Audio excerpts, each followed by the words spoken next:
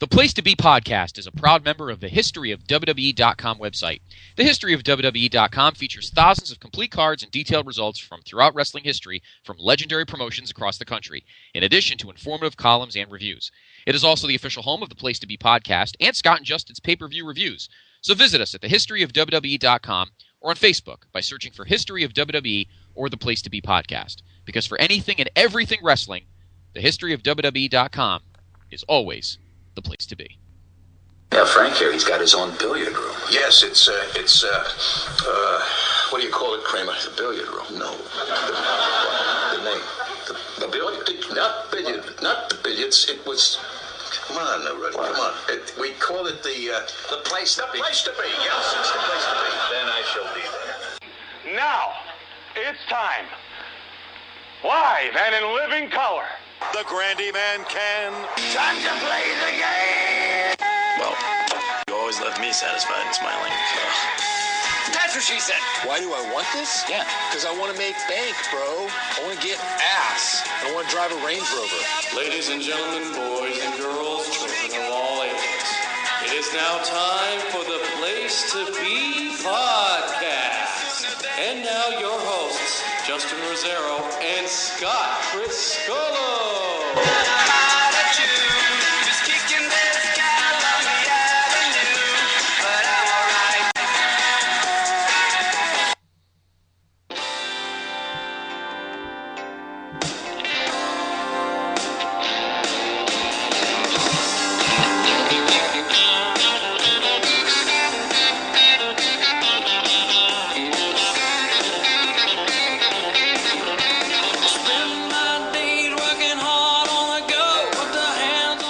Place to Be Nation, welcome to another great episode of the Place to Be Podcast's Vintage Vault.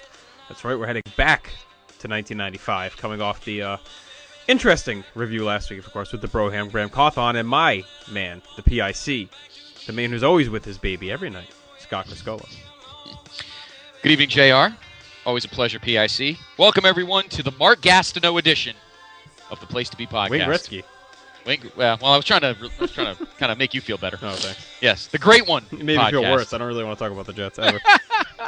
The New York Sack Exchange, episode 99 of the Place to Be podcast. Yes, we can feel it. It's like those the strap matches where you got to touch the four turnbuckles. We're just reaching. We're almost at that fourth turnbuckle. We haven't quite gotten there yet. Almost. As my PIC has mentioned, it is of course V squared. Hope everyone's had a great weekend. If you live in the Northeast, hope you avoided the slop and mud and slush and goop of the first kind of hit of winter around here. We've actually kind of been unscathed in January up here, knock on wood. But tonight, we're going to be somewhere that really doesn't get snow that often. The Music City. Although, has nothing to do with the weather, on this night there is some misery in the Music City.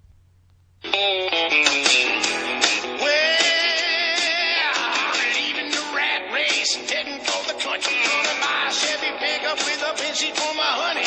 Drive on down to Nashville, listen to my radio. Come on, baby, gonna get out to the dance hall, make a little noise. Gonna crank up the band, make some music with the boys. And Double J is gonna be singing for his baby tonight. Look out in your house. We're in your house tonight. We're coming in your house.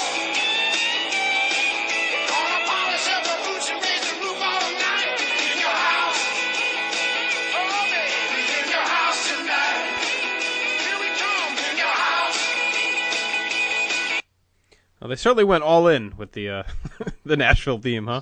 Yeah, that's for sure. Ugh. Did the little logo go through the door with a hat on? I don't remember. I think it did. I think there was some country theme to it. Like I said last time, I do enjoy the little themes they put on these. Yeah, no, they put a little extra moxie into it to, at least go with the theme of the show or the time of the year. As you can tell by the music and where we are, tonight on the Vintage Vault, In Your House, number 2. Which has an official title. Well, more like an unofficial title. Let's take a quick peek and see what Wikipedia says. I believe it was the Lumberjacks was the unofficial title.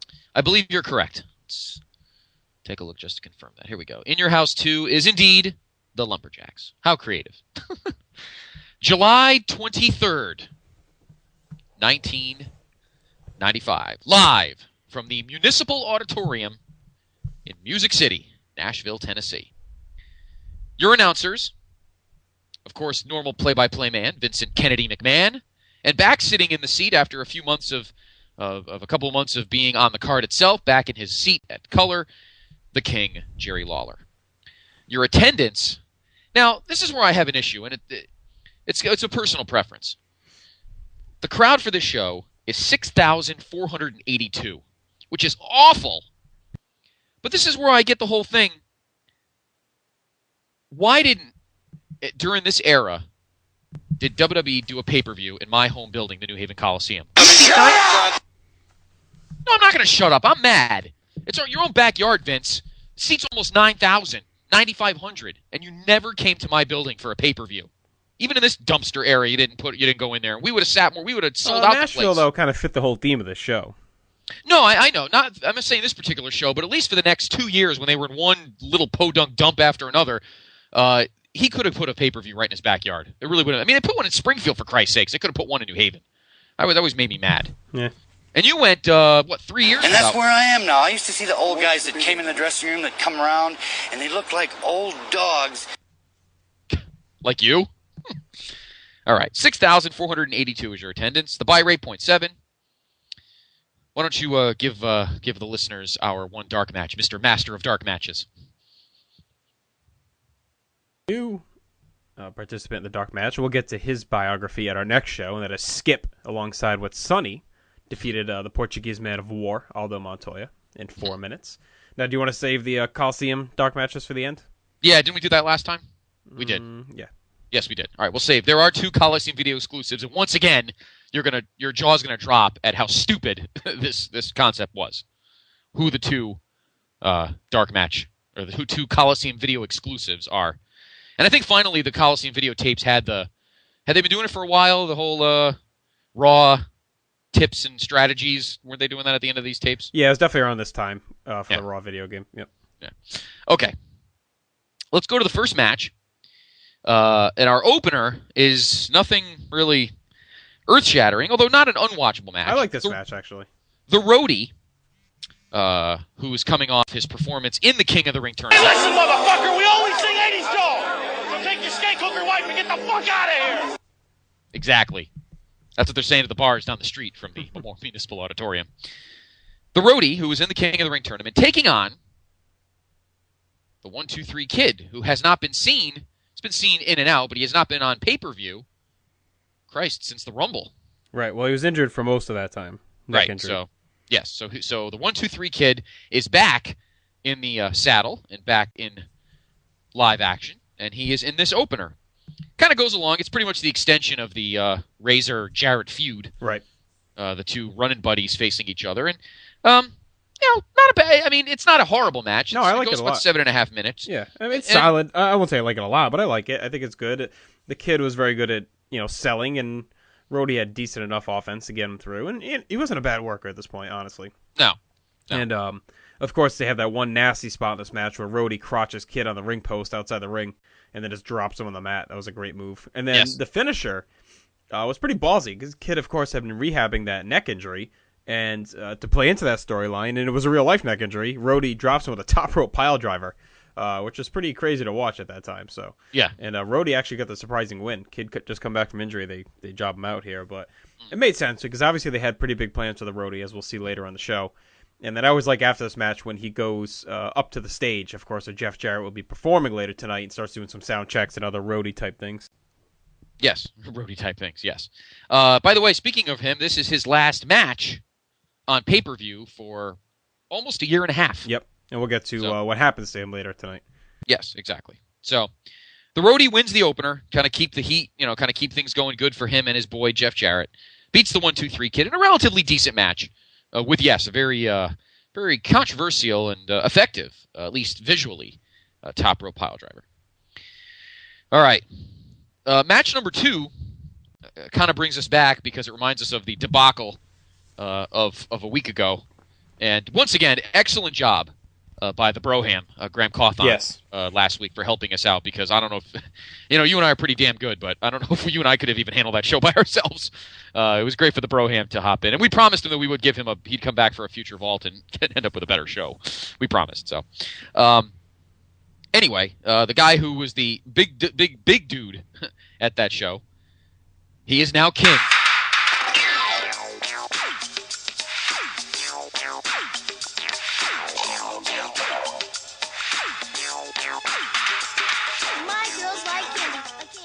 That's right, King Candy himself, otherwise known as Maybell, and Sir Or diabetes.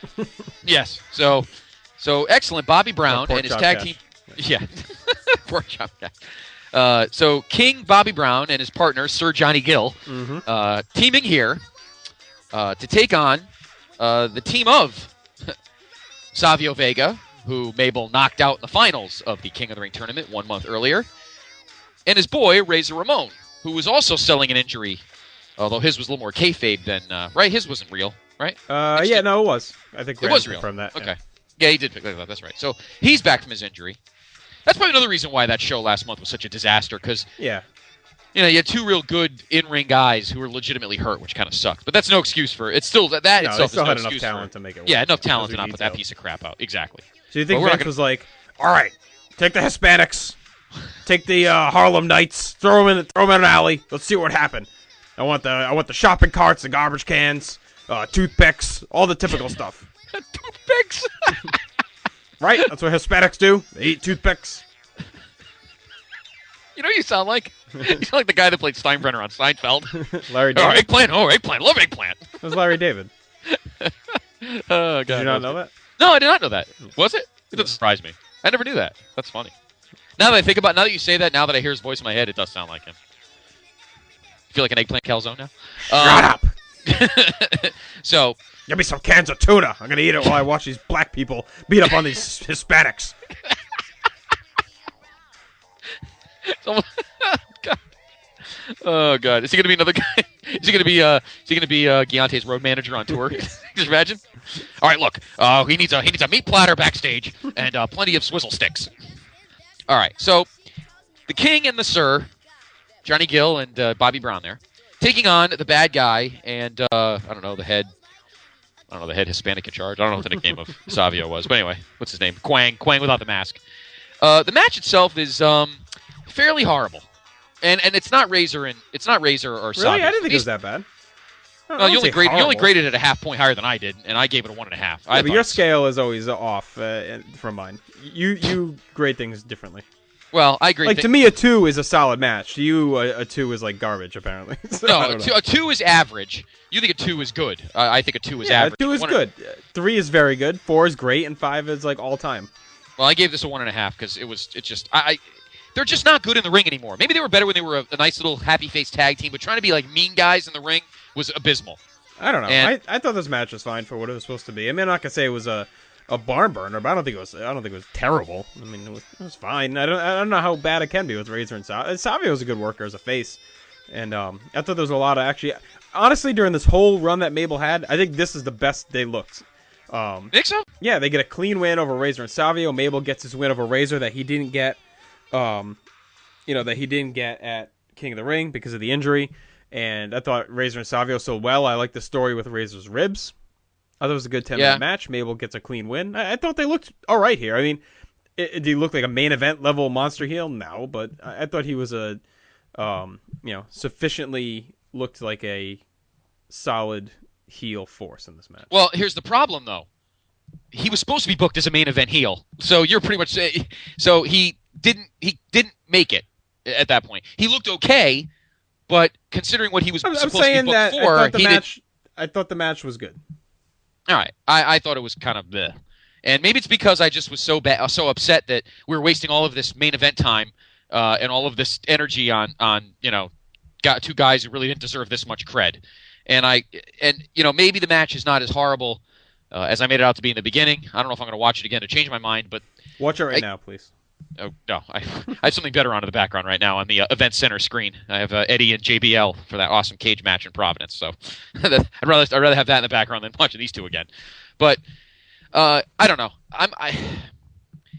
Maybe you know what it is. The difference between you and I sometimes when it comes to looking at matches is that you look at the match itself, and that's good. That's fine. I, however, sometimes maybe look too much at the big picture and not looking at the match itself. No, that's what I'm factoring in. I think the big picture. This was the strongest Mabel looked. He beat Razor Ramon, who's been like a top upper card face for 3 years, so right. 2 years, and he beat him clean in the middle of the ring. Like, to me, that is a big picture win.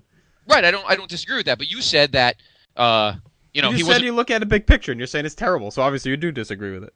I disagree with it because you said that he wasn't supposed to be booked as a main event heel, just as a. I didn't say that. I said I'm not going to say he looked as good as maybe what a main event heel should be, but I said he looked strong in this match, and I think big picture they did the right thing by putting him clean over Razor to make him look strong. I just can't take a guy with the name Mabel that wears big purple trousers as a main event heel, but that doesn't mean that the booking wasn't strong in this match and that the match wasn't good for what it was. Right, but the point is they were looking at him as a main event heel, and you're saying he is not a main event heel. Right, but that's nothing to do with the booking of this match. The booking of this match was done well in big picture for what they were trying to accomplish. I'm just saying because of where he was leading up to this and who he is, to me, he doesn't look like a main event heel. But that doesn't mean that this match didn't accomplish what they were setting out to do, and that was to make him look strong and pinning Razor Ramon clean in the ring. Well, that if that's what they were trying to pull off, and Razor was going to eat the pin to kind of advance this, then I give Razor all the power in the world. My problem is the big picture that he shouldn't even have been in this position. But that's again that. Yeah, but that shouldn't affect the grade of the match because you don't like the. I mean, it's the second match on the card. It's not like he pinned Diesel in a tag match in the main event. No. Well, I don't know if that would have looked any better, but I mean, overall, the match probably is not as horrible as I'm making it out to be. But I'm just upset that they took all this time and had Razor job to a guy who they wanted to be a main event heel, but were wasting their time because he just never was going to be. Yeah, so Razor was.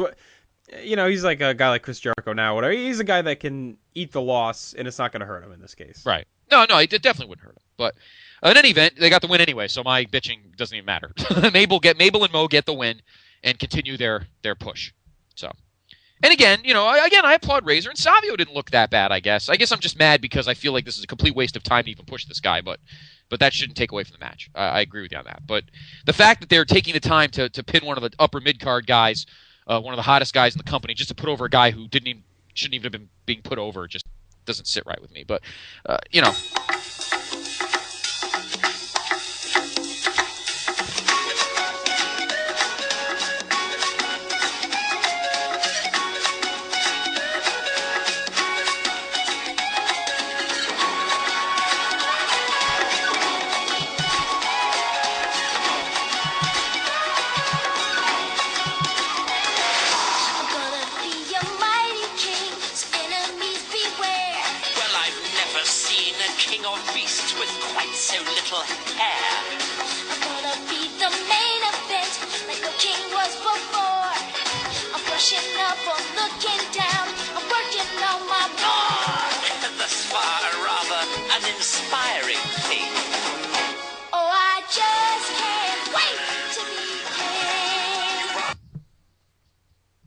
I cannot believe that you're referring to one of the best Disney movie and Broadway shows of all time in a comparison to this guy. I think the lyrics actually fit pretty well when you think about it. Oh, good Lord. I don't know. Anyway, the King gets his wish, gets the win, and he moves on to his next objective, which we'll get more into in a little bit.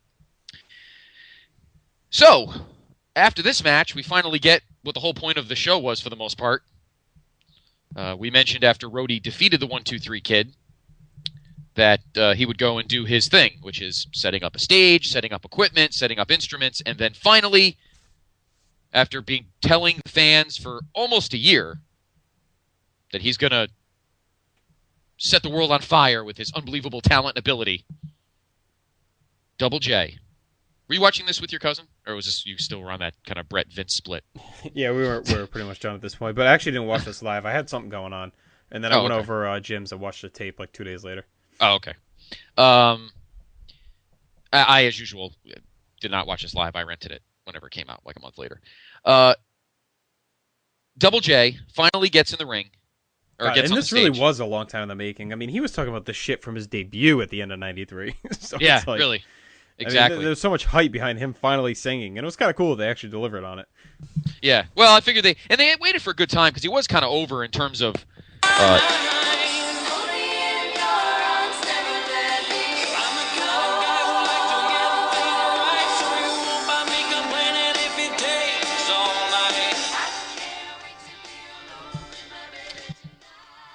There it is. That's what he's saying. With my baby tonight. And the funny thing is, they didn't have any gaffes or any issues. Like, they actually just let him sing it and be successful, which was kind of interesting. Yeah, and I thought it was interesting that it looked legit, and you know, it didn't sound too bad. We didn't know exactly who was singing. We didn't know if he was lip syncing or you know, if it was actually singing. It was actually pretty well done. Yeah, I agree. Yeah, it was pretty well done. And, you know, I was starting to actually, at this point, kind of getting into Jarrett as a character. I get it. It's one guy that you got to give Vince credit for. He did, of all the guys on this roster that were in the toilet, this is a guy who really worked his tail off to get to where he was. And, you know, a lot of people thought he was a big joke. And, I mean, you look at all the old DVDs and, like, Mike Graham, not that he has anything to say, all these guys just ripped this guy as a hump and, you know.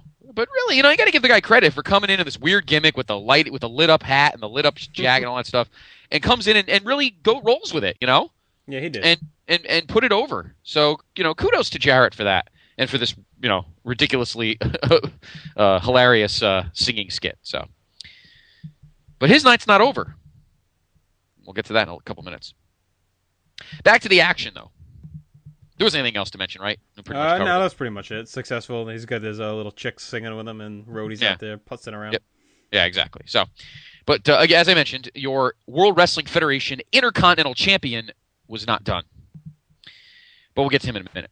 We'll get back to him. Next up in the ring, interesting match here.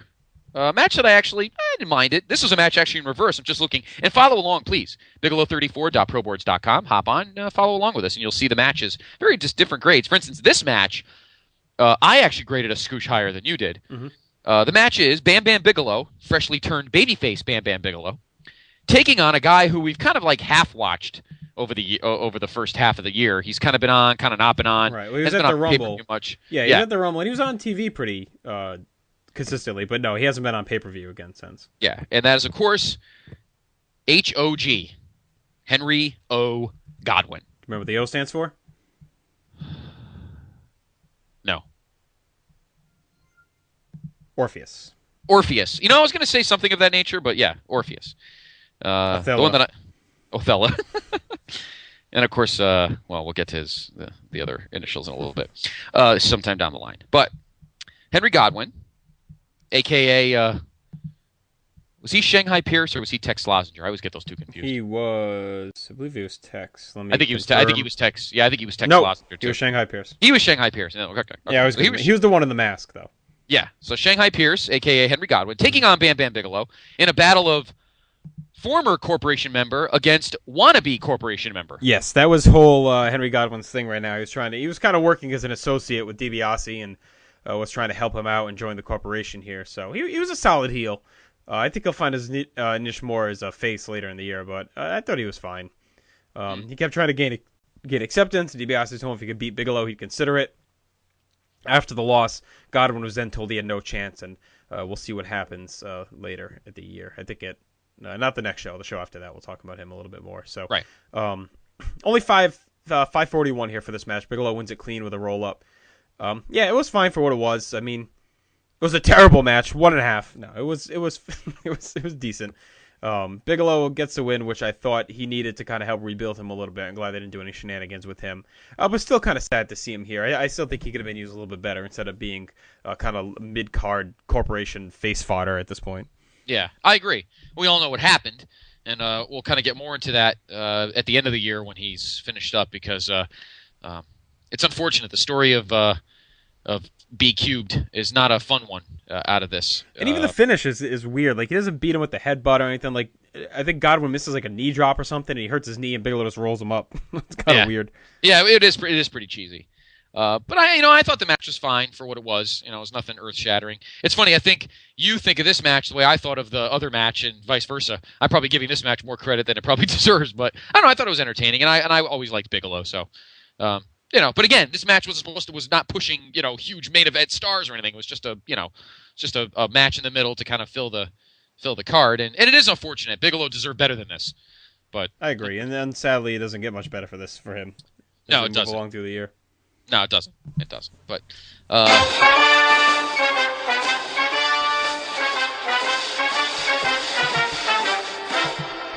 Hey, PTB Nation, it is now time for the Rob Houston Memorial Hacksaw Jim Duggan Update.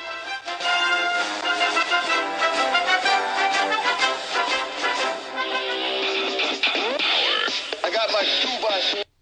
Oh, man, I fucked up the music. All right. Well, that's all right. I got two questions. Number one, I just realized that we actually say Rob Houston Memorial like he's dead. You never noticed that?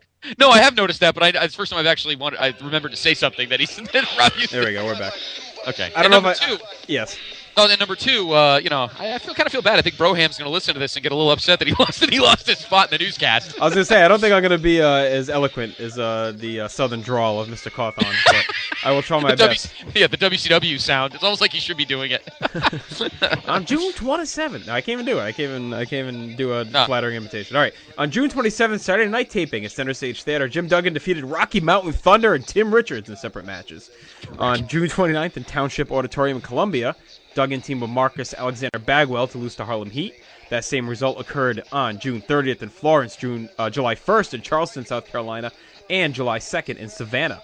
On July 10th, Pro Taping, he teamed with Marcus Alexander Bagwell to defeat Mark Kyle and Tony Vincent.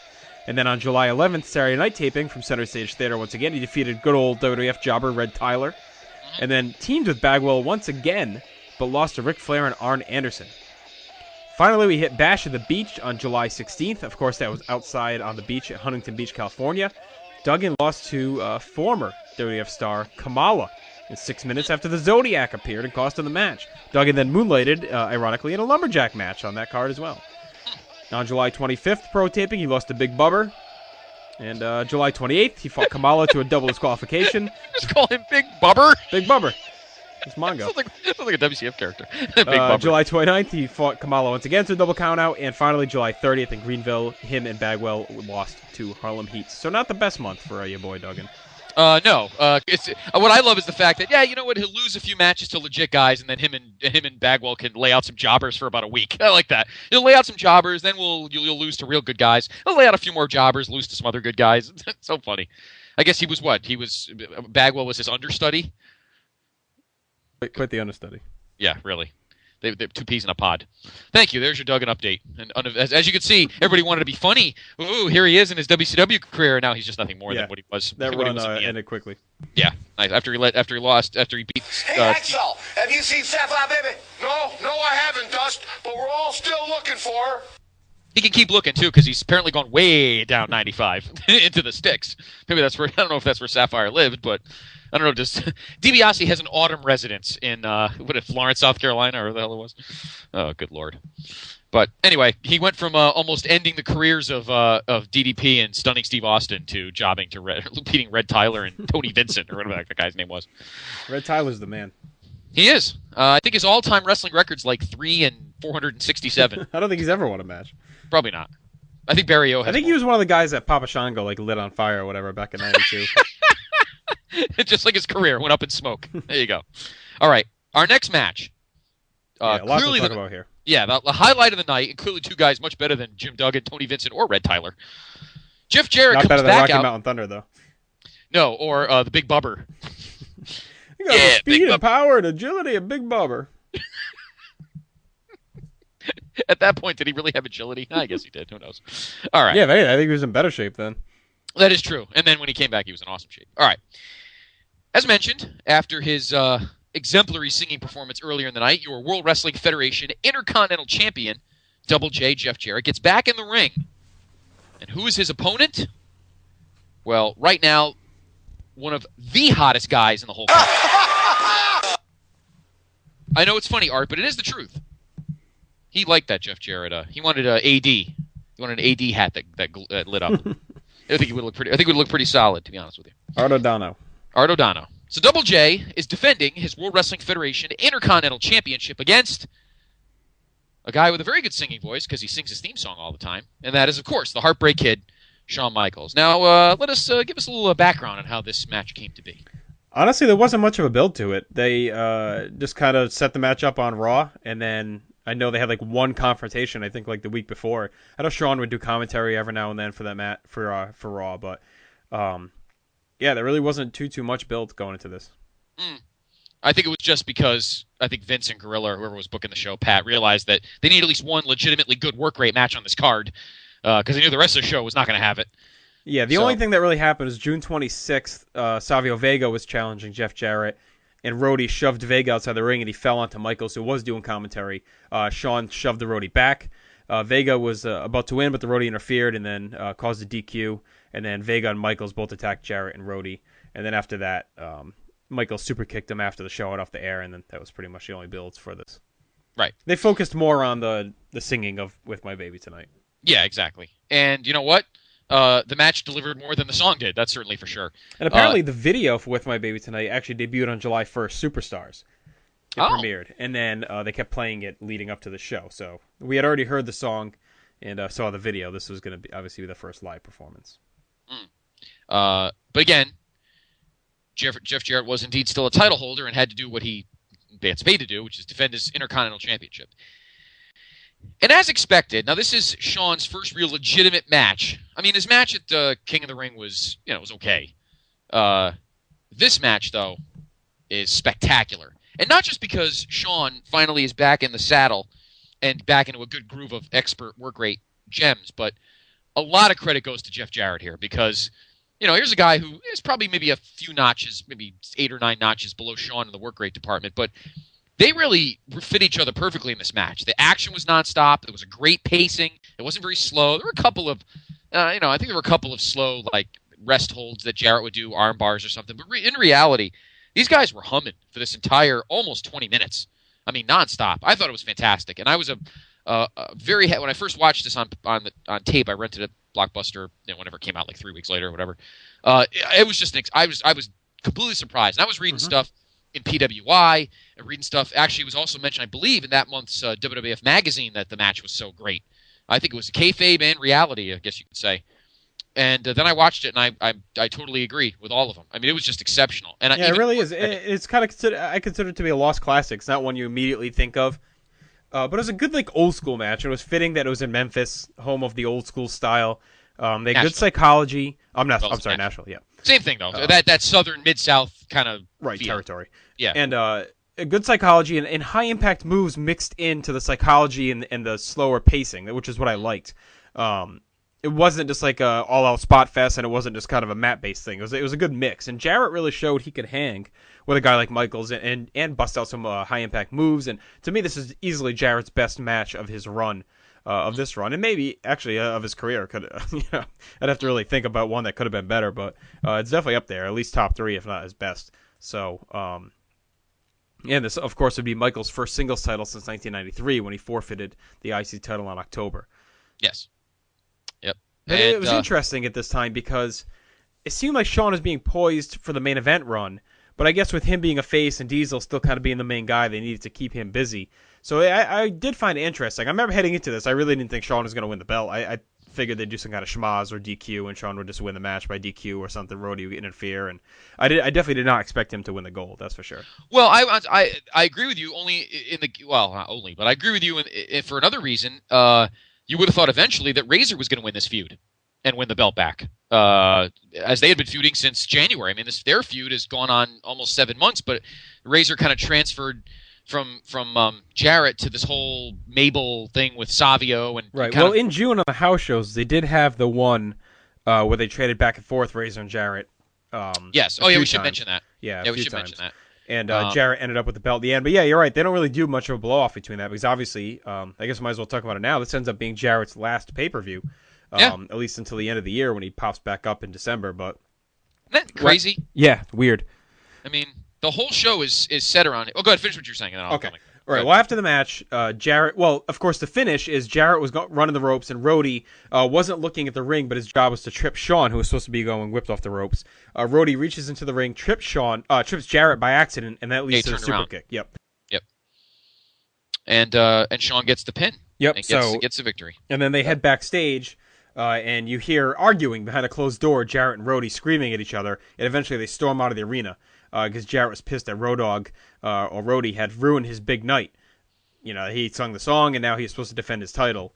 And of course, that was supposed to lead to a feud between the two, and it's going to be revealed that Road Dogg had actually sung the song, and that Jarrett was lip syncing, and actually that storyline would come up later in 1996. But for now, we never really find that out. That's just where things go. So they leave the arena, and you figure this feud's gonna, kick off the next night on Raw, whatever. But that night, we never got anything following, because that night they both quit the promotion. Jarrett left for personal reasons and wouldn't return until December, while the Roadie would be gone until late 1996. So I'm not really sure what Rhodey's reason was. I don't know if he left because Jarrett left and he thought maybe his push was going to be dead in the water without Jarrett there. I'm going to see if I can find out. But yeah, I'm going to actually look myself. It was weird because the whole pay-per-view was centered around them, and then they left. Yeah, it doesn't say. It just says before this revelation could take place, Jarrett and James suddenly left following the second In Your House. And, of course, Road Dogg would go to USWA following that and win some gold before returning in 1996. So we don't see either of these guys for a little bit. We'll see Jarrett first and then Rhodey later. Kind of a weird ending for two guys that had a lot of heat throughout this whole year, because 1996 is really – the upper mid-card is really zeroed in on these two guys. And Jarrett finally found someone that could build some heat for him, and Rhodey worked well as his backup and kind of a little bitch on the outside, and that could still get it done in the ring too. So it was kind of weird. It's almost like a reset button on the mid card. Now Shawn has the title, Razor's back in the title picture, and Jarrett and Kid and Rhodey are gone. Yes, just another update. You mentioned he went to USWA, and he actually had a great run. He won all three of their belts. He was their world champion, he was their TV champion, and he won half of the tag team titles in USWA. So the Rhodey made a nice little cachet for himself in that stretch that he was gone. So good for him. But yeah, I agree with you. He probably thought that, well, what the hell are you gonna do with me then? I don't have a great physique. I'm not exactly a work rate marvel. So he probably like, you know what? Let me save these guys the needing to fire me, and I'll just leave on my own. And obviously, he had a great run when he was in. Yep. When he was in USWA. So, all right. 20 minutes that match was, by the way. Yeah, 20 minutes. 1 second shy. 19:59 is what we have. What does Graham have? Does Graham have exactly 20? Probably, because I usually take it from him. Wiki has 20:01. So right around there. Right around 20 minutes. I believe it's on. You know what? Why should I make it up? Let us go to. It definitely is on something. You're right. And yeah, it's on the. I believe it's on the Heartbreak and Triumph Shawn DVD. And if you haven't watched it in a while, you've never seen it, definitely check it out. I'm sure one of our guys will put it up on the Facebook page for us like they usually do. So one member of the nation, hopefully, will take care of that. But definitely check this match out. It's definitely a hitting classic. And I thought Vince and King were pretty good in this match, too, if I remember. Vince did a good job selling the storyline. And it was nice just to see a big-time title match, an old-school match, not driven by any kind of storyline or interference or angle. I mean, Rhodey has minimal interference, but it was just a classic match, harkening back to the old days of the IC title. There's two of your best studs in the promotion going at it for 20 minutes to see who's the better guy. Yeah, yep. And indeed, this match is, in fact, I think it's the only match that's on anything. Yeah, it's the only match that's on anything on this show, because does anything else really deserve it? It's on In Your House, The Greatest Matches. Is that a comp? Is it a comp? No, I was about to say before. There's one more thing. But is that a comp? It was probably just like a tape. Yeah, probably. I don't know. And it is indeed on the Shawn Michaels Heartbreak and Triumph. Okay, I figured. I think it's on disc 2. Let me ask you this, though. Do you view this as like... I know you weren't really fully watching at this time, but coming off a WrestleMania main event involved with Diesel and Sid and all that, all of a sudden to be shunted down to the IC title, do you think that hurt Shawn's stock at all during this time, or do you think it didn't matter? That, if anything, he elevated the IC title.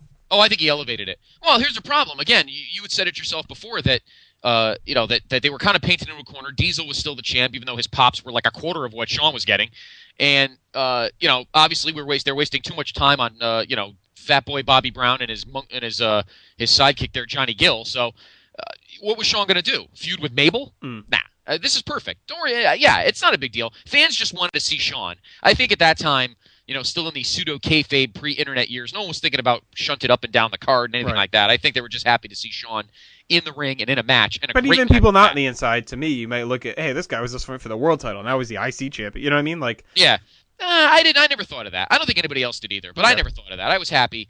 You know, it's good to see Shawn in a match and looking good. And obviously, you know, Diesel was his boy. Mm-hmm. So, had they started to interact on cameras? Oh yeah, again? definitely. Yep. Yeah. Okay. So they were friends again, and you know, it was. I don't think it was a big deal. I didn't have a problem with it. I was happy to see a good match on the show. As we watch the rest of the, as we talk about the rest of this card, I think we've hit the peak. But so congratulations, the Heartbreak Kid Shawn Michaels, once again, your World Wrestling Federation Intercontinental Champion. It is his third reign. Yeah, right, third reign. Yeah, he beat Bulldog, Yep. then lost to Marty, won it back from Marty, forfeited it, and then won it here. Yeah, third reign as Intercontinental Champion. Well, since we had the most work rate, we're, of course, beat. So why don't we take a quick break?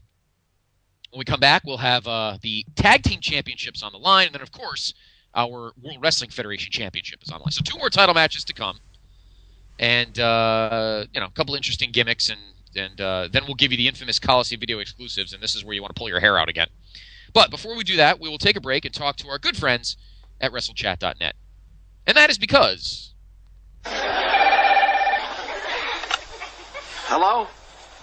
This is Frank Costanza. What do you want?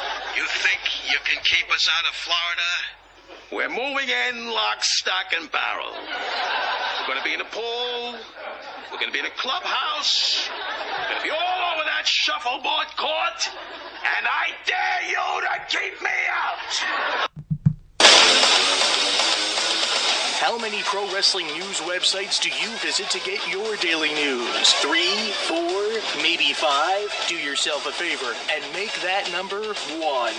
WrestleChat.net, the only professional wrestling news site that brings you all wrestling news all day long, and is home of the critically acclaimed Still Real to Us podcast, starring former CZW, ROH, and ECW announcer Eric Gargiulo and the champ Jeff Beck. That's WrestleChat.net. WrestleChat, it's where it's at. I mentioned on our headline show that Mr. Gargiulo wears Macho Man Savage's red tight outfit from the 1986 TNT years. Well, I don't want to leave out the champ Jeff Beck. So what he did was when Jarrett left the World Wrestling Federation, the champ took his hat and adjusted the second J into a P, so he walks around with a flashing JP, Jeff Beck. I don't know if he kept the jacket or not. It's kind of just weird to change the J. But anyway, we love the guys. They're awesome. As is their website. WrestleChat.net is your home for everything pro wrestling. WWE, TNA news. Their pay-per-view Sunday, right? What the hell is their July pay-per-view? Genesis? No, they had it. It was a couple weeks ago. Oh, the July show. Oh, the January show already happened? Yeah. Yeah. Why did I say July? Oh, you know what I was thinking? That's good because we're doing a July show. I wish it was July as I look out the window. And they have a great message board. They talk about a lot of matches. I actually was on their board last week, and they were talking about cruiserweights. And ironically, the match playing behind me in the event center here. Do you remember? And you know, maybe we'll talk about this. We'll do when we have our slow summer, which we always say we're going to have and then never do. Do you remember the match from Fall Brawl '97 between Eddie and Jericho? Yeah. Yeah, that was just on in the background. It was, and without commentary while we were talking about this, that match is tremendous. Yeah, and they were talking about cruiserweights on their message board, one of the subjects or subcategories. So it is a great site. They had some a bunch of news bits tonight. One of them was the rundown for the Rock's new DVD. That came out. A little underwhelming. Well, we won't do it here because we know how great we know how we do our best. We won't ever do it. I'll say that. No, we'll never do it again. We tried our best to try and sauce it up, and it's just awful. So we'll. Well, you know, it's funny. I mean, maybe we'll go over briefly, not go over the whole thing, but just maybe comment on it. No, not at all. Nope. No. Okay. Remember the matches he had on his other DVD were pretty solid. So I don't know what's left to put on them, but I mean, there are some good ones early, and then it just like nosedives off a cliff at the end. Oh, really? Yeah. Ooh, that's not good. Okay. Anyway. Hey, what is going on here?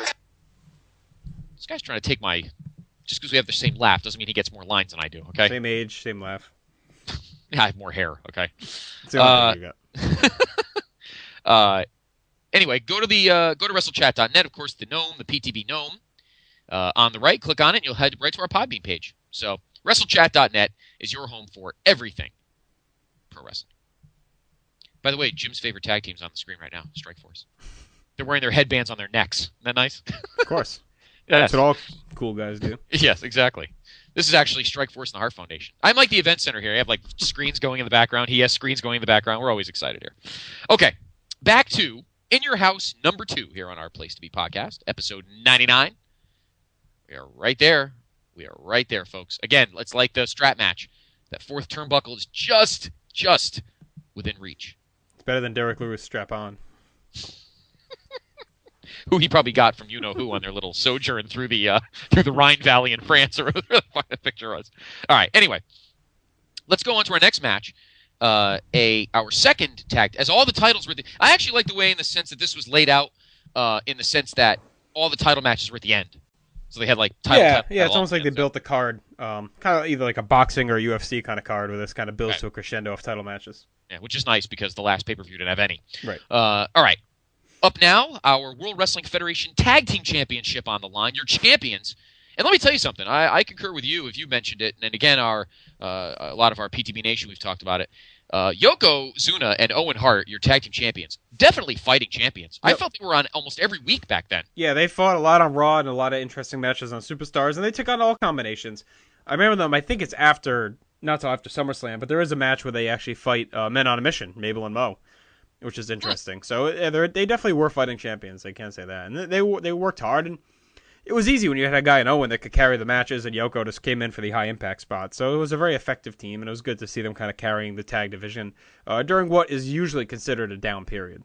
Yes. Their opponents on this night, very interesting because we've only seen these guys once on pay-per-view, and I didn't even realize that they were kind of still together. That is the team that opened WrestleMania 11 with a victory, and that is the team of Lex Luger and the British Bulldog, a.k.a. the Allied Powers. Were they even still... they beat the Blue Brothers at WrestleMania, but were they still actually teaming after that? Were they still... Yeah, it was like one of those things where they team sometimes and just be allies, hence the name. They, I think they were kind of a team. I don't want to say they wrestled exclusively as a team, but they did have tag team matches. So It made sense that they were challenging here for the titles with a team name and everything. Right. No, it makes sense. I was just curious. I actually, I used to kind of slam this match. I gave it a mediocre grade, but now that I'm thinking about it, looking back, I may actually put this match in again because I don't remember it actually being that bad. No, it was fine. I thought it was fine. Yeah. No, I didn't think it was too bad. The problem is I never had a problem with them as a team, Bulldog and Luger. I thought they worked well together. I thought that was a good concept, the US, UK. I just hated that opener, and I hated their opponents. I thought that if you were looking for a hot tag opener for that show, which they really could have needed, the Harris brothers were not the answer. They needed somebody with a little more oomph and, kind of a little more sizzle, but not their fault. This match is very good, though. I will say this. Going into the match, I thought this was a lock that the Allied Powers are winning the tag titles here. Yes, as a 14-year-old, I would have bet any amount of money that they were winning the titles here. I wouldn't have had a problem with it. I thought that would have been very cool. I was absolutely shocked when they lost. Shocked. Dismayed. Well, we were shocked and dismayed. Stupefied. Mortified. Mollywomped. And that is because, you know why they didn't win? Because one of these two was not sticking around. Right. Not that anybody knew that, but because, sadly... What kind of disgusting, despicable lack of respect is that Billy What's-His-Name show booking a match for the total package Lex Luger and Super Brawl? Super Saturday? What is it? I don't know what it's called. What is it called? Super Brawl Saturday. Super Brawl Saturday? Can he afford to pay me to wrestle around? I don't know. I'm one of the biggest legends and stars ever in this. God! And you t-shirts are too tight too, Billy. And you book a match with me against Ryan Killings. Look at me. I'm a total package. I will rip him apart. I'm pissed now. One of the classics. This is not a knock on R-Truth whatsoever, but I don't know if it would have been as funny if he didn't put over Ron. You're going to put a match against Ron Killings? If it was anybody else, I think it wouldn't have been as funny. But and again, can you even pay me enough to fight Ron? This is so stupid. I don't know. By the way, speaking of him, this is indeed. Do you have the show in front of you? You don't have the thing in front of you, right? What? Our review, the written review. Yeah, I have it. Oh, okay. Then you already. I'm not looking at it though. Well, you're not looking at it. I'm sorry. I look right as I said that. I looked at it. Oh, okay. All right. Well, never mind then. This is Lex Luger's final pay-per-view match. And his final record is Hang about on, what you would expect. Hang on. We got to set the mood. Okay. I want to make Grant Cawthon cry again. He can be the only one.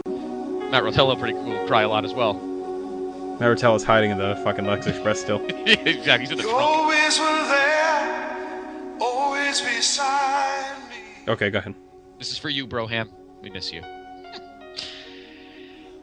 He was 1-1 in Rumbles, including winning it in 1994. So that counts as a win, obviously. He was 2-1 at WrestleMania. He had a winning record at WrestleMania. He was 0-1 at King of the Ring. He was 1-1 at SummerSlam. 0-1 at In Your House. You're right. You tear it up over there. 1-1 at, I didn't want to cut him off. 1-1 at Survivor Series. I didn't want to cut him off. Which means his final record is... Yeah! Bring it down.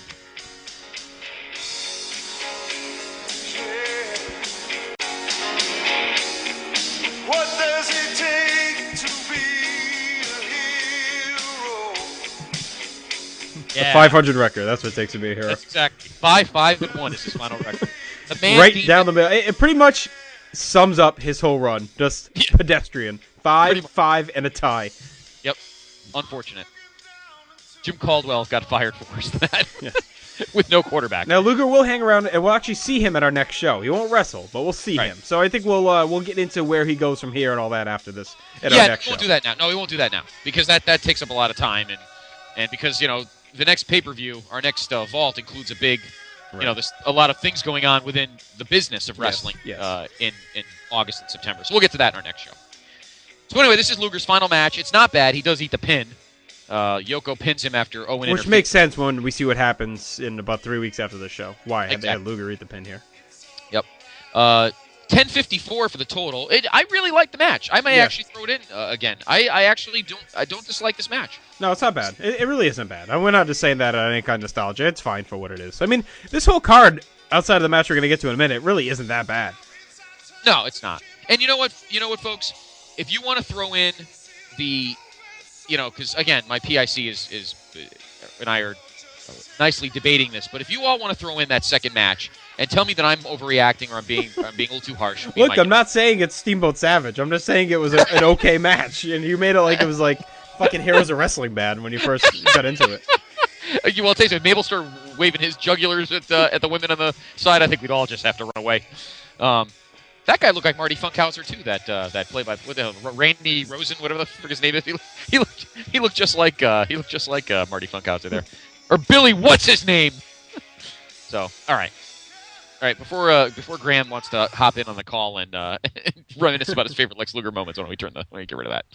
So Luger. This is his final match. It's a good match, but it is indeed, a sad ending for him. But we'll get more into the end of his run next week's Vault because, as Justin mentioned, he does show up. So, all right, time to get to our main event. I feel like this show has been about 10 minutes long. I know. We are hustling. But then again, there's really that's one of the that's what's going to happen now with these monthly pay-per-views. Not only just because it's a smaller card, the 2-hour show, but also because there's less to really talk about background. When we only had 4 shows a year, we had to encapsulate all that build in all those months. Right. Now shit's happening every month. So the fun facts of the build at this point, it was just kind of pedantic, and we're not the kind of show, and I don't begrudge those shows though, but that do play by play and go over all the moves. I don't think that's necessary a lot of the time. No, I don't think so. This is not something we do. So these shows are going to lend themselves to be a little bit quicker, but thankfully the nation, of course, delivers with hours worth of feedback. So these shows will never be too short. No, not at all. And I mean, obviously, we're talking monthly shows, but then in a few pay-per-view years, not a few real years, when we get to the Attitude Era. And there's we're gonna have half an hour worth of fun facts before we get to every match. Things change dramatically. Of course, the shows get better too. Anyway, time for our main event, and that is.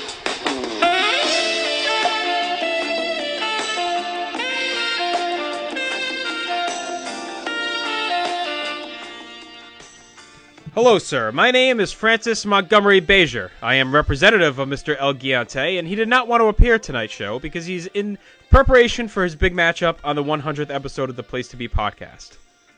How are you doing today, sir?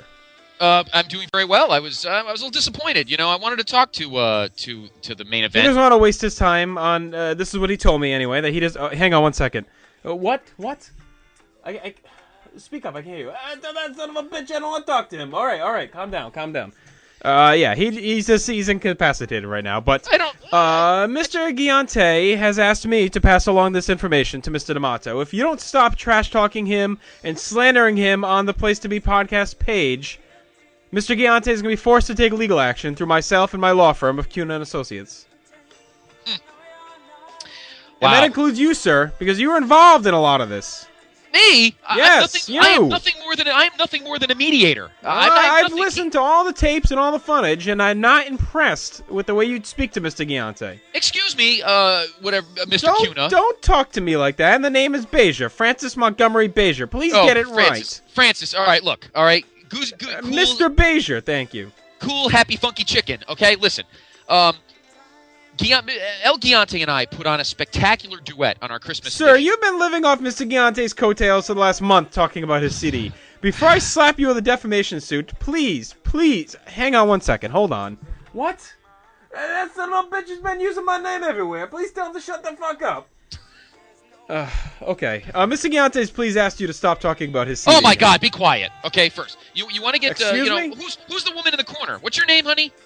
Oksana? What are you doing here? My God, you're tall. Sir, I'm not sure what you're talking about. All I know is I'm asking you and Mr. D'Amato to please stop defaming Mr. Giante, and until that defamation stops, he will not appear on this show again. And you're going to be lucky if he does even show up for PTB 100. So if I were you, I'd watch your steps, sir. Or else your biggest drawing card of that show is going to be in some trouble.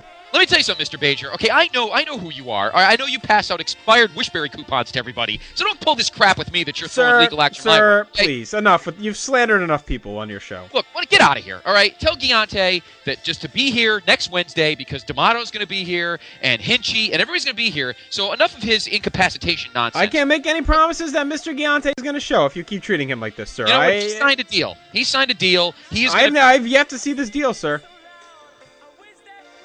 Talk about your woman over there. What's your name?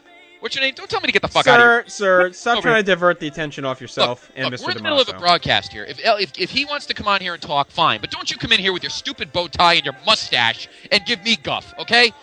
All right, this is our show. And since my PIC got thrown out of the room because of you, I'm the one calling the shots here. You tell your guy to be here next Wednesday because J. Arsenio D'Amato is here. The fans want the two of them in the same room to iron out their differences, period. Now get out of here. Beat it. Get lost. Okay, sir, I'm going to go, but it has nothing to do with the way you've been talking to me. It's because I have to go attend to my client and prepare him further for his big showdown on PTB 100. So, sir, and as I stated, please stop the defamation. Please stop the slander. Or after PTB 100, you'll never hear from Mr. Giante again. And we all know the ratings drive that he is for your show. So enough with the slander, enough with the videos and posts. He is very, very sensitive at this time as he prepares for this big match. His balls have dropped, and he's very, very excited for this match. So please, sir, please stop. Look, stop inciting him. Beat it. Get out of here. You too, you big ugly bitch. Hit the road. Goodbye, sir. Get out of here.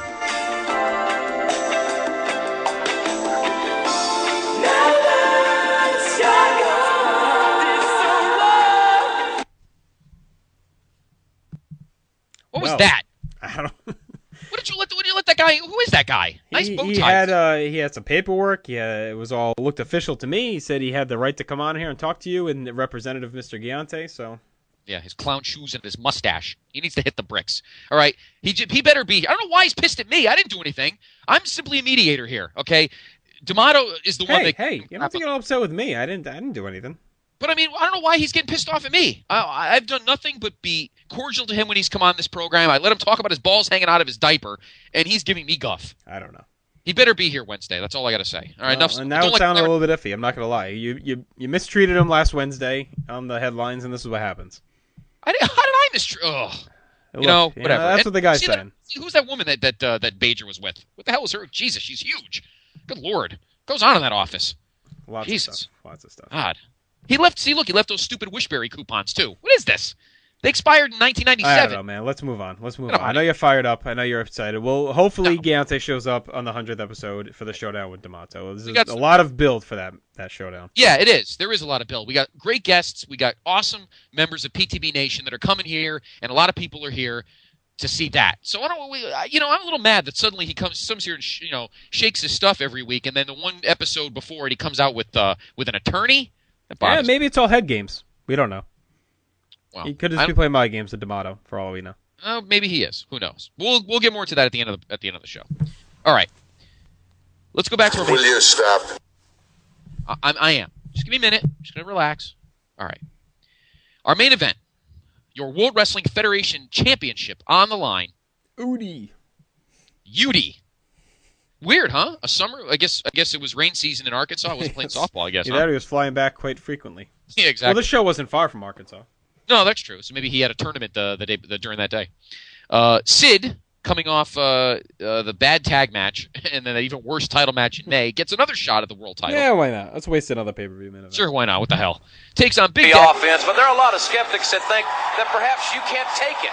How do you address those skeptics? Well, the skeptics and all the people that have a little bit of... Let me do this again. Oh, it's live, Hal. We wanted to start over these matches, too. Takes on Big Daddy Cool Diesel, big man versus big man, in a lumberjack match. Thus the name of the pay-per-view. For your World Wrestling Federation Championship. It's kind of funny that this and the WCW pay-per-view that month had the lumberjacks. Of course, the WCW one was a little more interesting because they were on the beach and the lumberjacks were all dressed as lifeguards. What was the match? Was it Flair and Savage? Crap. I'll look it up. I thought you had it in front of you. Never mind.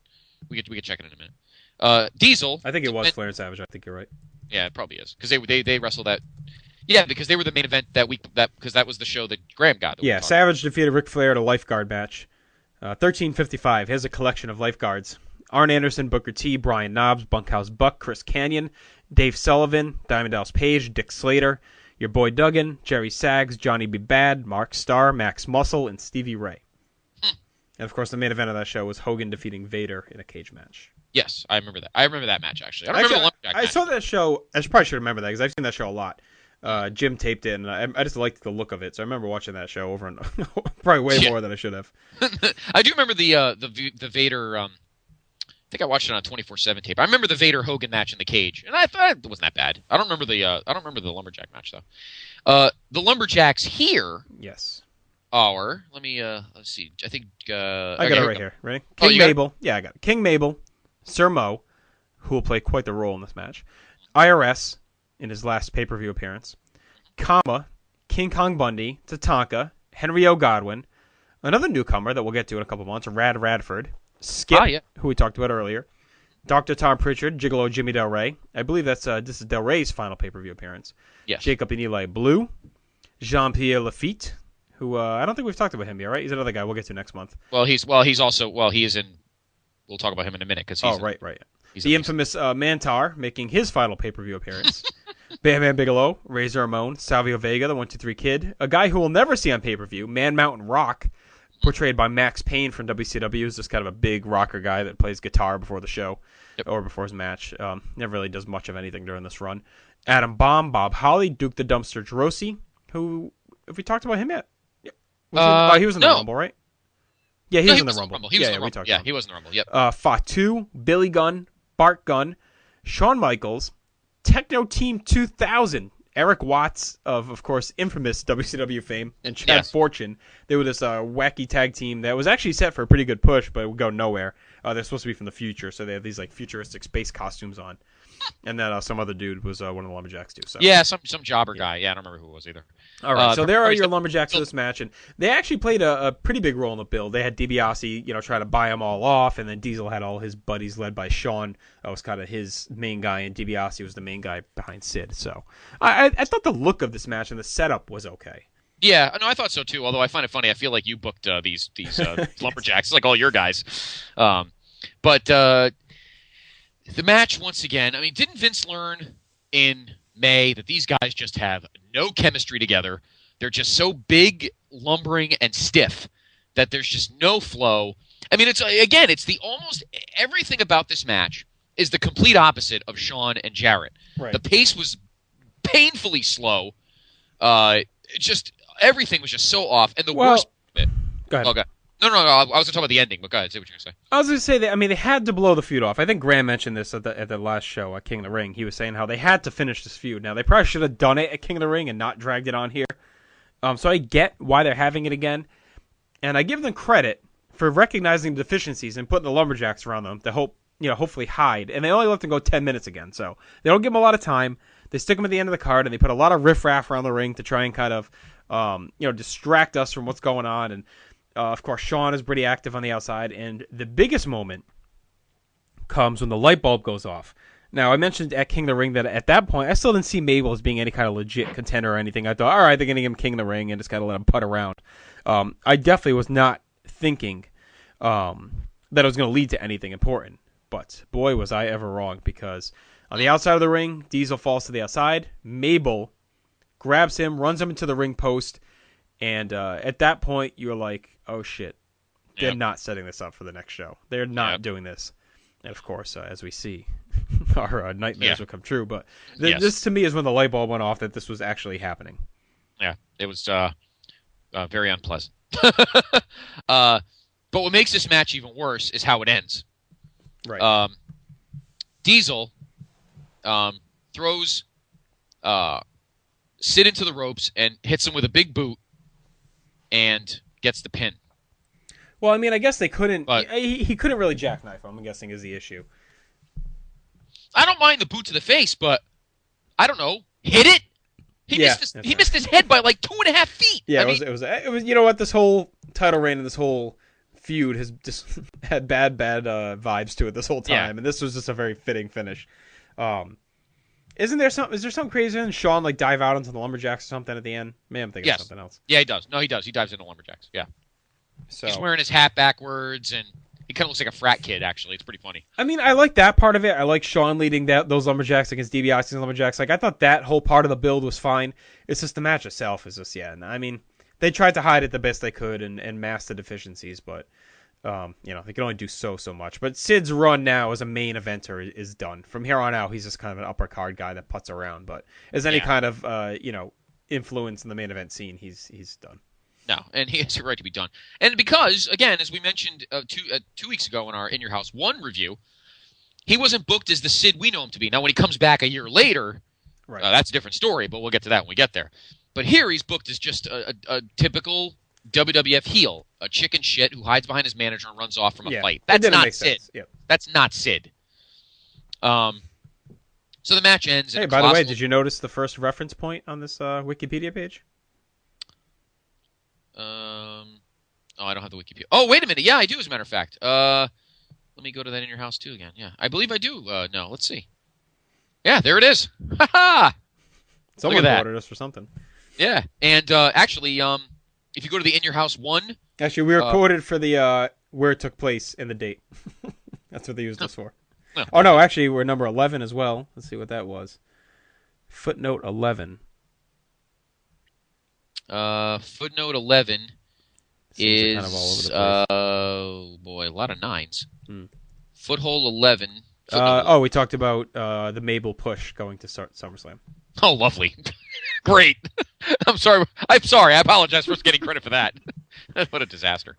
We're also quoted in the In Your House 1 review too. So someone likes our 95 work. So, all right, yeah. So this match, this feud is thankfully over. Diesel retains his title, and now is on to fry bigger fish, unfortunately for him and for us. But let's quickly talk about the dark matches that went on after this match. Yeah. The end of the show, after the show went off the air, we have the Coliseum exclusives. I feel like I should have some kind of theme song set up for this, but I know, yeah. These following Coliseum exclusives. Yes, brought to you by Mr. Freezer Bars. And you're thinking to yourself, oh, it's probably a couple of, probably redos of matches we've already watched. No. The two matches are the Hitman Bret Hart. Remember him? Some dude. He looked okay at the last show. Yeah, nothing special. I think he won the belt a while back. Don't remember who it was. Definitely not worth having on here. That's for sure. On pay-per-view? Yeah, right. Taking on a guy that you mentioned a moment ago who was a lumberjack, Jean-Pierre Lafitte. And one of your boys, because he's one half of your iconic favorite tag team. And I liked him in this role, too. We'll talk about him more I'm guessing In Your House 3 is his first and only. I think that's his only pay-per-view match. So we'll talk about him in depth there. But they had a little bit of feud going on, and these two actually had pretty good chemistry. So, as we saw at Royal Rumble '94. Yes, we did. And the second match, in case none of us cared because it was a feud going on, so I guess putting it on this pay-per-view didn't matter. The Undertaker, remember him? Tall guy? Dude. Right, yeah. Only the most over guy in the promotion at the show. Yeah, really. But why have him on the pay-per-view? It doesn't make sense. No, why bother? No. Because, we need to get the Candy Girls, their match. But, honestly, though, looking at this card, to me, this is a little bit different than In Your House 1, where you could have mixed things around. I mean, I guess when you look at this card, for a 2-hour show, now, if you're talking 3 hours, you throw these two matches on. But for a 2-hour show, there really wasn't much you could have cut off. I mean, I guess you could take out... But the Jarrett thing was a big part of the storyline, so... Well, yeah, that's true, too. I mean, Bigelow, Godwin, I guess, since Bigelow wasn't really going anywhere, maybe you could have stuck one of these matches in there. But I thought Roadie Kid was necessary, too, because it helped set up the Jarrett stuff. Right. Obviously, you got to keep the Mabel thing going, and then you wanted the title matches, so... Exactly. And he's taking on Kama in a casket match. So it's a gimmick match off pay-per-view. Yeah, and just weird choices. Yeah. You thought they'd want these guys on the card to help sell the show, but... Yeah, what weird. We, again, fairly low grades for you and I on this. We both slightly higher than King of the Ring, although anything's higher than that. Well, you had the 4-star match that King of the Ring did not have, and that was Jarrett and Shawn. And then, like I said, the opener wasn't that bad. The tag I mean, this is just more of a blah show with a great match mixed in than like a bad show. There's nothing bad here. I mean, I think the lowest grade we gave anything was 1.5, and that was the main event. So, I think it's fine for what it is. It's nothing that's going to blow you away, but it's definitely better than the first one, which only had one good match, and it wasn't as good as the best match here. So, right. But, I mean, I guess the good little 2 hours. I mean, what was it, $20 or something, I guess, still? No, 15. Oh, $15. So I guess, you pay $15. That one match alone was probably worth $15, to be honest. Yeah, so you're probably in good shape in that aspect. So, I mean, I wouldn't get, I guess I wouldn't get too crazy upset. His buy rate was actually better than King of the Ring, which is funny. Yeah, I know. Yeah, that is true. I am just, here we go. I was just looking at our comments. So, there we go. There is your King of the Ring. I won't do that again. It's our In Your House number 2 review here on this week's edition of the Vintage Vault on the Place to Be podcast. D+ for both of us. But that's our opinion. Let's hear your opinion. Let us go now to our Place to Be podcast Facebook page, which is becoming almost like a little man cave in its own right. I love it. Nation's awesome. I wish we could put Spectrum house shows on the bathroom walls like at the Kaufman home, but we can't. All right, why don't I begin? Okay.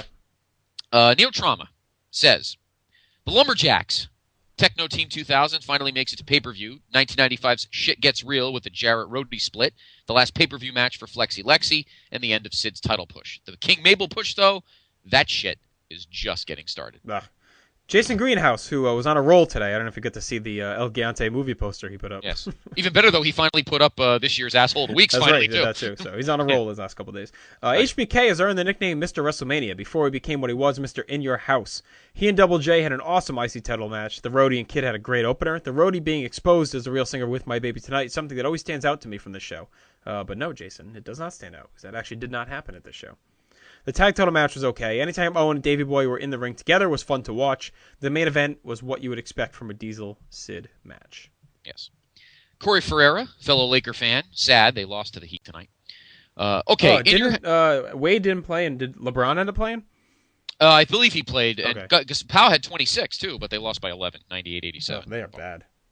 It's a bummer. Well, they're 10-6 now, but that's a game they should winless on the road. I know. Well, no, they've one win on the road. They're 1-5. They won in Sacramento, I think. Oh, wow. So, yeah, they're 1-5 on the road. Yeah, I know. Not good. All right. In Your House 2. This is Corey Ferreira. Yeah, LeBron had 31 points. And he left practice this morning with the flu, so I didn't know if he was playing. Yeah, no, I know he was playing. Now, D-Wade wasn't. But Powell had 20. It's on my little news thing here. Powell had 26, but they struggled in the end and lost by 11. All right. In Your House 2 will be good for the most part. No, it's not, but let me read that again. That didn't make... Okay, In Your House 2, will this be good for the most part? No, it's not, but it has a saving grace. Opening match, 1-2-3 Kid takes on the Roadie. Amazing where these two would be in 3 years, but for now they are just undercard guys. The match is nothing to cry home about, but it's decent because Waldman is a good worker. But Rhodey goes over. I guess he had been more involved in the product than Kid was at this point in time. Men on a Mission take on Razor and Savio, so this feud is still going on, and fresh off of his King of the Ring win, Mabel just destroys Savio for the most part. Made sense for Mabel to get the pin, seeing how he would be pushed going into the summer. Bam Bam takes on the debuting Henry Godwinn. Not good. I was never a fan of the Godwinn gimmick. They were good workers, just never liked the hillbilly gimmick. Shane Bam Bam was working with the cartoon gimmicks. He was so much more above that.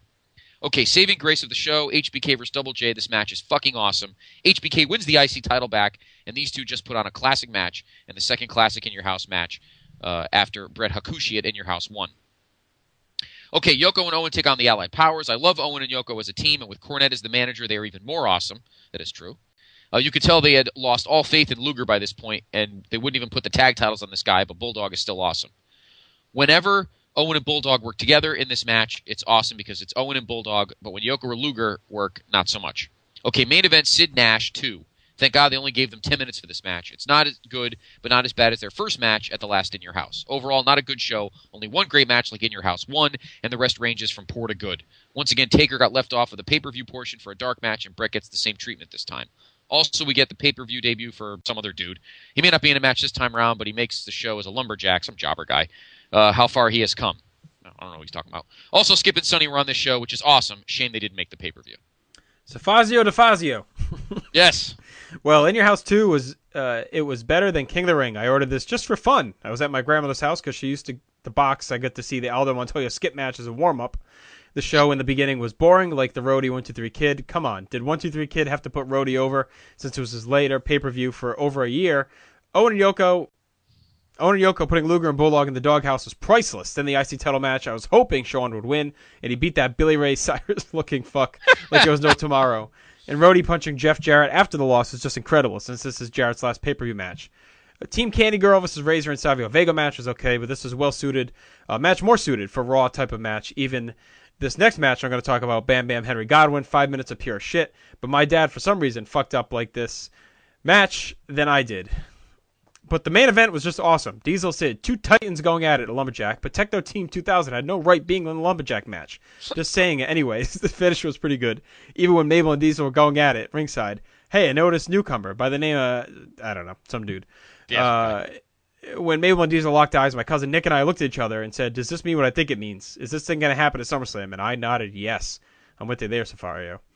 Wow. This was an intense moment we shared, and that took us on the road to SummerSlam. Priceless. Oh, and on a closing note, my dad got a copy of In Your House 2, and it had the two dark matches on it, Bret Hart versus Jean P. Lafitte, and Undertaker combo match. He got the copy when we ordered SummerSlam. It came with it. That's cool. Who's this guy they keep talking about? Weird jobber guy. Who talks about jobbers on this show, really? Only Matt Rotella is the head jobber. All right, Brian Samek, In Your House 2. Coming off the horrible King of the Ring 1995, that was an upgrade until the main event.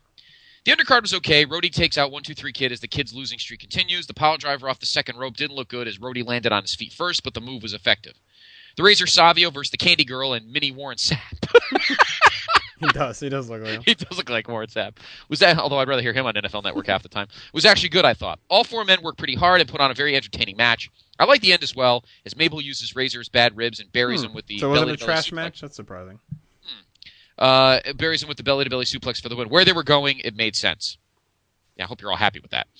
Tag title match was a good title defense with the right team going over. Owen and Yoko look even stronger, going over pretty clean, outsmarting Luger and Bulldog.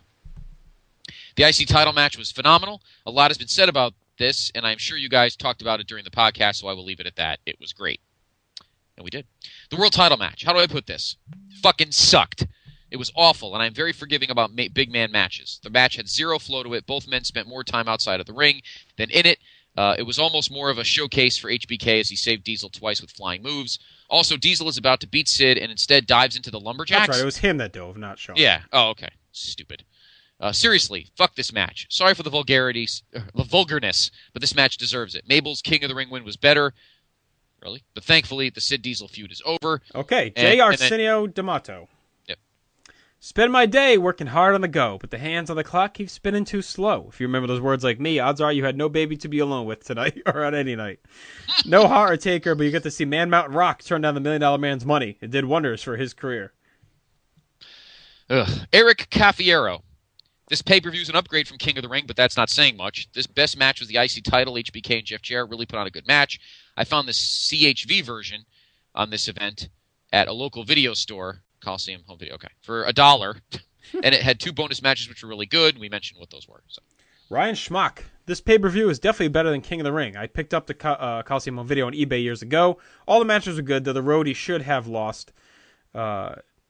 And Luger and Davey Boy should have won the tag titles, then lose in a rematch. The Lumberjacks did not wrestle on the show, should have competed in a Battle Royal that would have aired at least as a bonus. Overall, good show, and we see the last TV appearance of IRS for 11 years, Mantar, and a few others. Okay. Sean Shrimp Watts.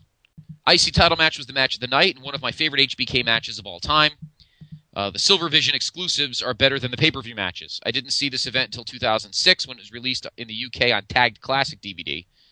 And was tagged with the even worse In Your House 1. Thankfully, I didn't watch these back-to-back like I've done most tag classics. Keep up the good work, guys. Brian Samick comes back to us. Have I mentioned what a fucking disaster the main event was? And I want to clarify, I'd rather watch Mabel versus Mantar in an Iron Man match than that travesty of a main event. Yes. Dave Hall. After King of the Ring, there was only one way the quality of the product could go, and that's up. Sadly, it didn't go up by much. A card on that paper should have been pretty good. Just didn't pull it off. HBK steals the show and winning the IC title from Jeff Jarrett, who was all over this show. It's a shame Jarrett and Rhodey both left the company after this, and Jarrett has been solid in the ring, and Rhodey was starting to find a role in the company. Outside of this, everything else is ho-hum. Rhodey and the Kid are okay, but the Kid seem to be treading water at this point. King Candy Pants and Sir Munchkin put people to sleep with their offense against Razor and Savio, as Vince still thinks the slow-motion monster can sell tickets to SummerSlam. Bam Bam Bigelow continues to slide down the card for being a company man. Who did he piss off anyway? Owen and Yoko go over Lex and Bulldog, who seem to have their minds on other things. This match could have been exceptional, but it never got out of first gear. Finally, Vince subjects us to Diesel vs. Sid for the 3rd pay-per-view in a row, and it doesn't really get any better. The Lumberjacks create some distraction, but in the ring was still a stinkathon. No Brett, no Taker. Well, they're on the video. No saving grace. HBK shows he is ready to move to the top, and it is the only thing worth watching here. It can't get any worse. Can it? Ashley Cruz, In Your House 2 really has only one thing going for it, a great HBK Double J match that everyone should seek out. Jarrett is probably his best match ever in WWF, and then is gone for 5 months. I've seen Rhodey quit the next day. Someone else, I don't know, Techno Team 3000, I guess, appears as Lumberjacks. 2 of the worst workers in the history of wrestling main event this thing, as we must endure Diesel versus Sid, as Vince's big man fetish is in overdrive. All I can ask is, dear Lord, why? To top it off, 2 of the most well-known workers in WWF history are left off the main card as Taker and Brett only work dark matches. Just ridiculous booking, and they wonder why the company was tanking at this time. But hey, at least we can look forward to Diesel versus Mabel at the next show, right? I'm going to be sick just typing that. And I'll grab this next one because the next couple are long for you. Yep. Jay Hinchy, In Your House 2 sees a classic IC title match between Jeff Jarrett and HBK, plus I believe Double J's singing debut, which would later lead to a storyline with the Rhodey and Jarrett going to WCW. Diesel and Sid for the 3rd pay-per-view in a row this time with the Lumberjacks, but I don't think it helped much. Those guys were good big men, but I don't think they had a lick of chemistry with each other. Not sure why Brett or Taker were not on this pay-per-view. Don't remember much else from this In Your House, but I would say SummerSlam the next month is much better. Yes. All right. One of my favorite... There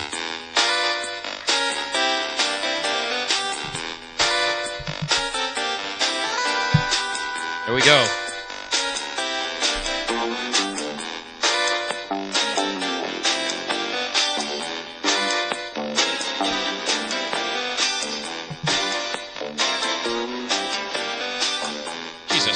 Wait for him to sing. It's like the longest open ever. I know, I should have cut the intro down. There he is. There. All right. One of my favorite PTB Nation members, the great Michael McDonald. I like the fact they had a theme, but man was it stupid considering it would bite them in the ass. Rhodey vs. Kid is actually a good solid match. The power driver off ropes is a little botched. But in 1995, that was one of the more impactful finishes you'd see and would give a hint of that old Rhodey had more chops than we thought. Men on a Mission versus the original that was good. The original LAX was okay, except when Mo was in the ring, but again, served its purpose. Bam Bam is officially done. He's taking on Henry God, who had for some stupid reason as he's trying to get the corporation at this point. Really odd match, particularly as Vince big one singing in my ear. Well, it's just there, really. Shawn vs. Jarrett is simply put on an amazingly told match and an example where the Clique did have great matches. People weren't in the group or Bret Hart It was meant to be the beginning of something bigger for Jarrett, but he failed, and I don't know why. Tag title match I don't remember anything about except I think Luger got pinned. By Flexi Lexi, I hear the crow calling. Oh, wait. There were lumberjacks, and that's okay, except for this match because it fucking sucks. Doesn't Diesel shit like that? Yes, he did. He missed it. Sit out of the picture and free falling down the card, leaving room up at the top. Too much room, damn it. I'm also glad I fought Dugan on pay-per-view to make a change. The Techno Team dance, really, what the fuck were they thinking here? Eric Watts, the guy who pinned Goldberg before people thought up the streak show up. I see Heavenly Bodies. I see Man Mountain or Rock. I see nearly the shallow pool of useless talent or guys fucked over by cheesy Lynn gimmick guys who haven't quite been there long enough but will soon hit a very important stride. Change, my friends, like the WWF, can be very, very ugly. Rob King, With My Baby Tonight, was a very underrated song. Sure didn't deserve to crack the Billboard Top 100, but that was a pretty catchy tune. Yes. And actually, I think it did chart and get some radio play down in the South. Did it really? Yeah, I'm pretty sure it did. HBK Jarrett is the only thing we're talking about on the show. I have seen some people even go as high as 5 stars. I wouldn't say that. But this is an awesome match that no one ever talks about. Speaking of catchy tunes, the Allied Powers had some of my favorite entrance music ever, and I agree with that as well. Them and the Rougeau's entrance music are probably my 2 favorite tag team themes. This pay-per-view is the answer to the question of, what's a lumberjack? Lumberjack matches are always a guilty pleasure of mine, but even the Lumberjacks couldn't save Diesel and Sid. And who's Man Mountain Rock, anyway? Man Mountain Rock.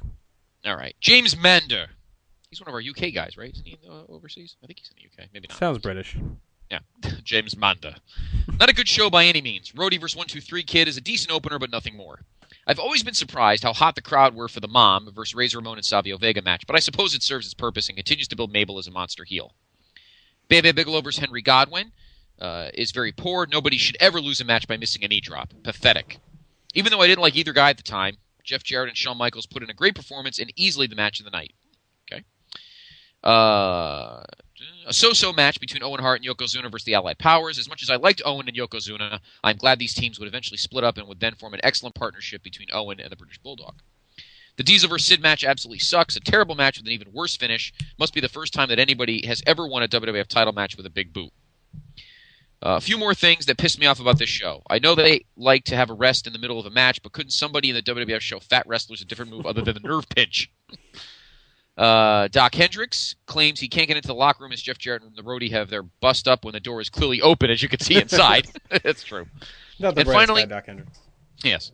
And finally, it's often pointed out that the roster in 1995 was very weak, but there was no excuse for leaving your best wrestlers, i.e. Bret Hart and The Undertaker, off pay-per-views and putting them in dark matches. Sorry to moan so much, but it really grinds my gears. No, that's what we want here when we do the feedback, guys. Say what you feel. Jarrett Incel, the second In Your House event is pretty refreshing when you consider it had followed the worst pay-per-view of all time in King of the Ring 95. In truth, though, it's probably no better than the first In Your House. We get one gem here, the IC title match between HBK and Double J is one of those great matches that tends to be forgotten. The rest of the show is pretty mediocre, although the tag title match and opener between Roddy and the Kid were decent enough. Unfortunately, this show is bogged down by the fact that it was 1995 WWF. Mabel still being shoved down our throats here. We have to sit through another Diesel versus Sid main event. The product is gradually improving, but it's hard to see at this point. Why Bret is left off the show is anyone's guess. Interesting to note that at the end of the show, HBK, Razor, Kid, and Diesel do their little click signal. A definite sign of what backstage was like at the time. Am I the only one that thinks the rest of the babyfaces in the ring celebrating when they're not part of the clique look like ass clowns? Mike Wilkinson, great IC title match. Lumberjack match was a joke. Luger was done, thank God, as the Lex Express does something. It drives away somewhere to some other place. Just another crappy show in 95, the year of wrestling in the sink. Shut your mouth. Shut your mouth. Grant, Coachella, Ormond, Owens. I was a huge fan at this time and ordered every single pay-per-view throughout 95. WWF could really do... Yeah, I know. Me and Grant are brothers from other mothers. WWF could really do no wrong in my 14-year-old eyes. Same age, too. Having said that, I find it hilarious to look back at the match lineup now and realize just how bad this show was. This was only 4 months after I attended my first ever house show at the Arrowhead Pond of Anaheim. I can't believe Bret Hart wasn't in a main pay-per-view match at this one. Bret versus Jean-Pierre Lafitte's dark match trumps Roddy, Kid, or Bam Bam Henry Godwin any day. Would have been cool if they had Razor and Bret team up against Men on a Mission instead of Savio. As far as I recall, I enjoyed Owen and Yoko versus the Allied Powers and Diesel versus Sid the most. Okay. And we have one more comment. And that is, of course, from the guy who cried earlier while he was not here to be able to do his do the Duggan report. And that is, of course, the Broham Graham Cawthon. I just have to find the here we go. Graham says, 10 times better than King of the Ring. HBK was red hot, and his match with Jarrett sold me on the pay-per-view. I found it likely, keep in mind I was 13, that all 3 belts could have changed hands that night. Shame that this was the sole bright spot between a horrible King of the Ring and a lackluster SummerSlam. So there's the Broham. Okay. So we want to thank everyone, as always, for tuning in to another great Vintage Vault. I had a lot of fun talking about the show. Some good debate, a little heated action early in the show. That was fun. Yep. Big throwdown challenge, of course, from Mr. Giante's attorney, or representation, anyway. Get that guy out of here. And, of course, now with this episode behind us, we are on the precipice of PTB 100. That will be this Wednesday, January 25th. A lot of you in the nation will be calling in. We're going to reminisce a little bit about our first 100 episodes. We're going to open up the forum for you guys to talk about whatever subject you want to talk about. And we're also going to have a little contest as well. So we'll be doing that this Wednesday night. Other than that, just visit our message board, bigelow34.proboards.com. We just put up our Royal Rumble 2007 review. You can check that out. Of course, all the other great stuff going on there, too. Visit us on Facebook, Place to Be Podcast, or History of WWE. Follow us on Twitter, Place number 2B Podcast, and our Gmail account, placetoBepodcast@gmail.com. So with that said, we hope you enjoy the rest of this winter Wonderland weekend. And next time we speak to you, we will officially be halfway to Scott's age, PTB 100.